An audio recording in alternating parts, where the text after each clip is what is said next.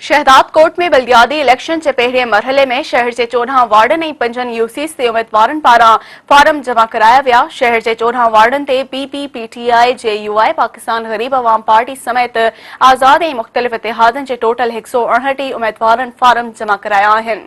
तालके शहदाकोट के 5 यूसीज ते चेयरमैन और वाइस चेयरमैन लाए 16 उम्मीदवारन, जिले काउंसिल लाए 23 और काउंसिलर लाए 85 उम्मीदवारन पैनल की सूरत में फारम जमा कराए छॾिया आहिनि। शहदाकोट के 14 मुख्तलिफ वार्डन ते पीपी जे सिटी सदर असगर अली शेख, जनरल सेक्रेटरी हाजी कुर्बान अली सुमरो, फहद हुसैन लांघा, बाबू करम खान ब्रोही, साबिर हुसैन जमाली, इमदाद लगारी, जुल्फकार मीरचद, मुनव्वर मंगी, जाकिर भट्टी समेत टोटल 159 उम्मीदवारन शहर के मुख्तलिफ वार्डन ते फारम जमा कराया।